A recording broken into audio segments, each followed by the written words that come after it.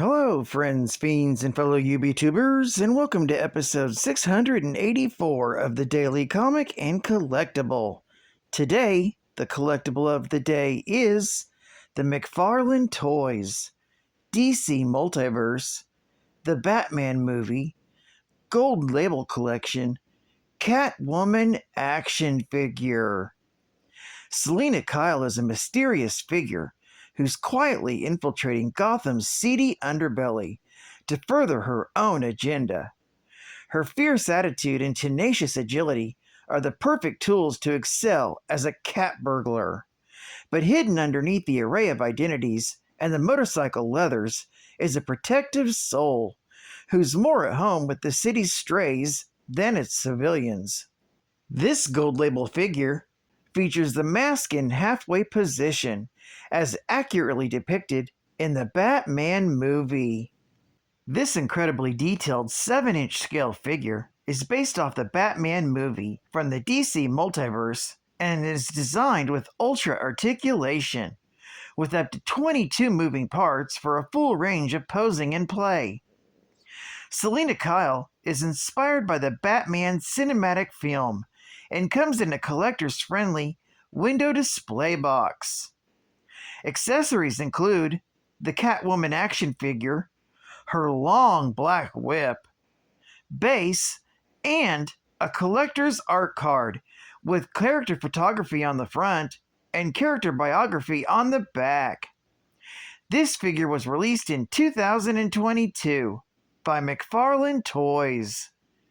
Now, the comic of the day is Batman and the Demon, A Tragedy, Volume 1, Issue Number 1. This is a one-shot issue with a cover date of April 2000, with story by Alan Grant, art by Jim Murray, and cover by Jim Murray. This story is titled A Tragedy. The story opens in an alternate version of Gotham City, where the architecture, weapons, and clothing are distinctly medieval. There, an old man is mugged by several armed thugs wearing wolf masks. The demon Etrigan appears and slaughters them all. He warns the old man not to tell anyone what happened and leaps away, crackling into the night. Chapter 1, Secrets, opens with Alfred Pennyworth waking Bruce Wayne in the morning at Wayne Manor. Bruce explains that he's having violent nightmares again, the same ones he's had since his parents were murdered. Doctors have been unable to cure him of this, or his allergy to moonlight. Alfred finds Bruce's clothes in tatters and suggests that he's been sleepwalking yet again. Meanwhile, Commissioner Gordon looks over the mutilated gang members in the morgue. The witness has been driven completely insane, and it's explained that Arkham Asylum is filled with similar men. Gordon insists that the killer is a man and not supernatural. They speculate that it might even be Killer Croc. Back at Wayne Manor, Glinda Mark arrives while Bruce is searching for a cure for his mysterious allergy.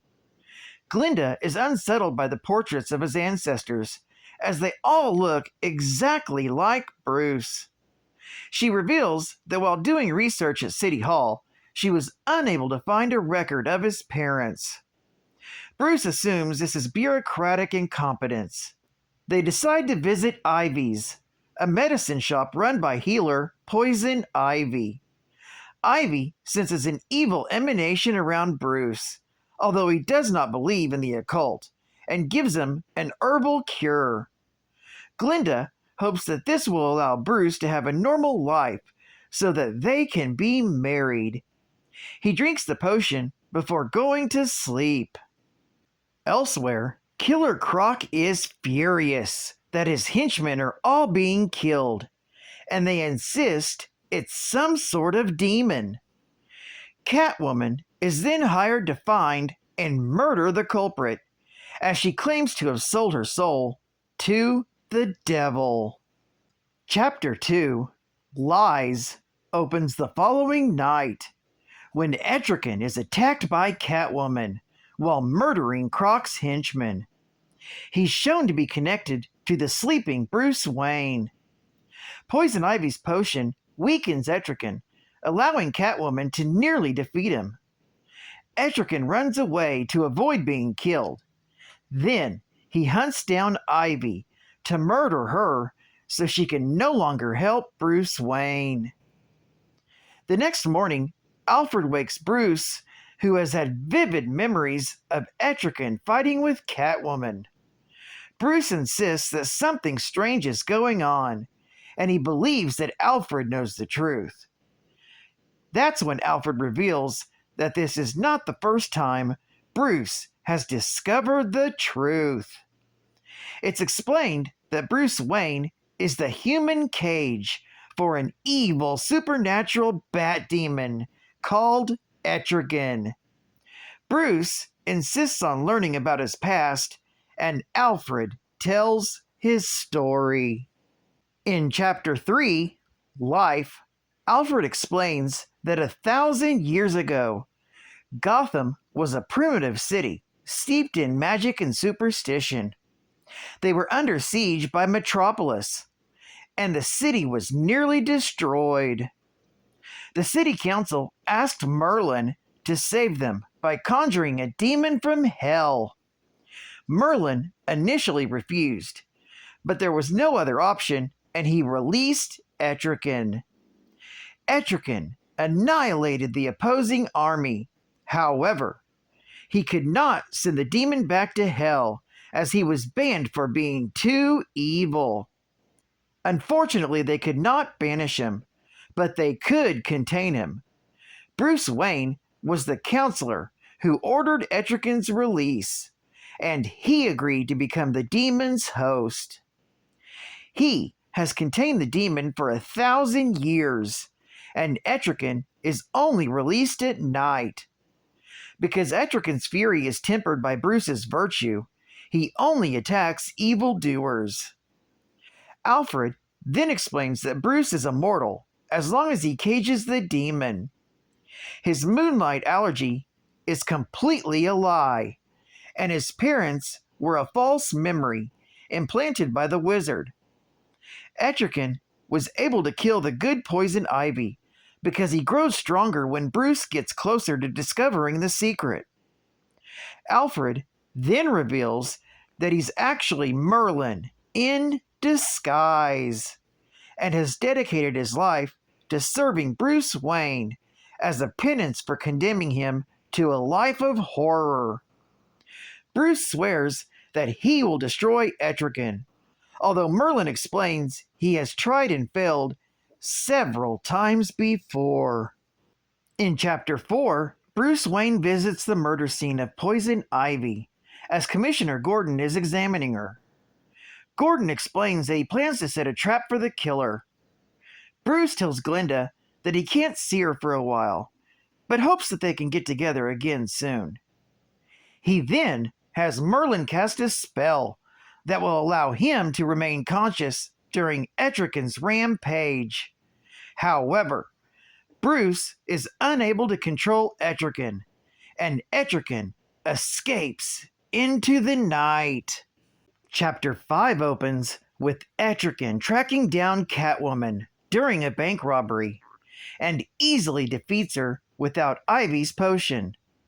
He beats her to a bloody pulp, then breathes fire and burns her head to a crisp.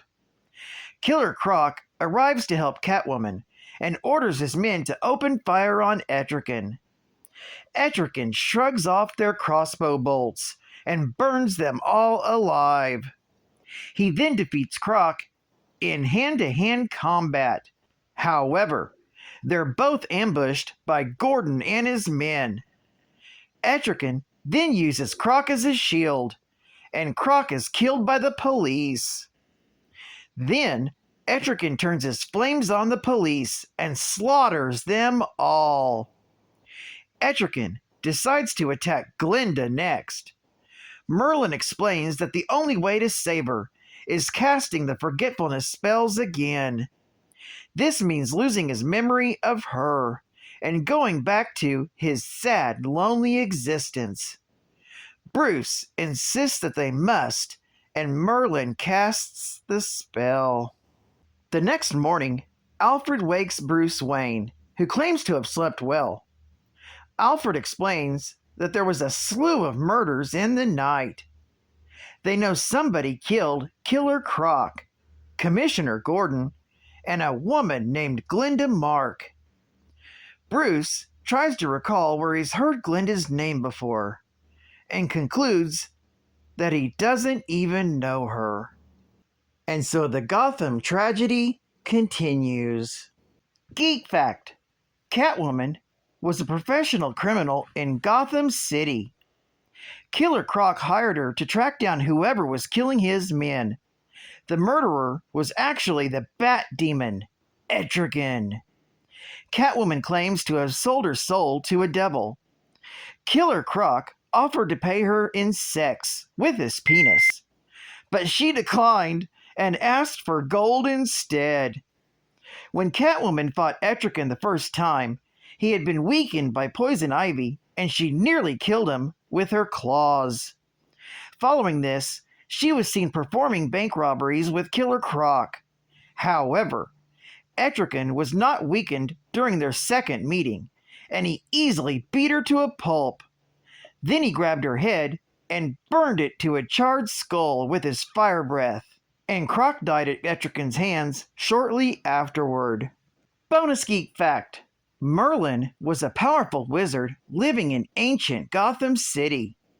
When they were under attack by Metropolis, Councilman Bruce Wayne ordered him to summon the demon Etrigan from the bowels of hell. This saved the city, but they were unable to send Etrigan back. Merlin was forced to trap Etrigan in a human host, and Bruce volunteered as he was responsible. Merlin stayed with Bruce Wayne for over 1,000 years, posing as his manservant, Alfred Pennyworth. Etrigan would be released if Bruce ever learned of his existence, so Merlin is required to periodically wipe his memory. Advertising ad fact: A tale of love, betrayal, and ultimate redemption.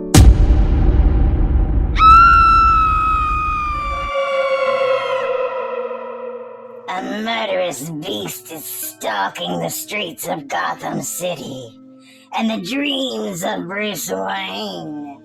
Unless the handsome young millionaire can learn what connects him to the eerie killer, the woman he loves will be lost forever.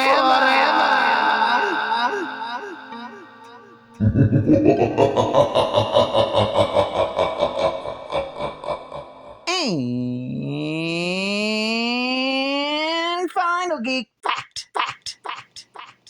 Bruce Wayne is bonded to the Bat Demon, Etrigan, an unspeakable evil creature who is restrained by his virtue. Etrigan rampages at night while Bruce is asleep, limiting his bloodlust to the guilty. In the modern era, Bruce Wayne lives in Wayne Manor with Merlin, who is disguised as Alfred Pennyworth. Merlin keeps him locked up at night by convincing him he has an allergy to moonlight. Bruce believes that he's been having strange nightmares since his parents Martha and Thomas were murdered, although these are false memories implanted by Merlin. Bruce's fiancée, Glenda Mark, takes him to see the apothecary Poison Ivy and hopes that she will cure his allergy, so they can be married. This weakens Etrigan, and Etrigan kills Ivy over it. Etrigan's bloodlust leads him to fight Catwoman and Killer Croc, which attracts the attention of Commissioner Gordon. Bruce discovers Etrigan's existence and tries to control him, but he is unsuccessful. This allows Etrigan to kill indiscriminately, and he murders Catwoman, Gordon, and Croc. Etrigan vows to kill Glenda, and Bruce is forced to have his memory wiped by Merlin in order to save her. Despite this, Glenda still dies, and Bruce is left with no memory of ever loving her. Etrigan remains imprisoned, but Bruce is condemned to solitude. Well, I'd like to thank you for joining me for another Daily Comic and Collectible, and I hope to see you again Tuesday. And I hope you all have a happy Halloween this weekend. This is Cut Fan Comics Man, and I'll catch you on the flip, baby. Over and out.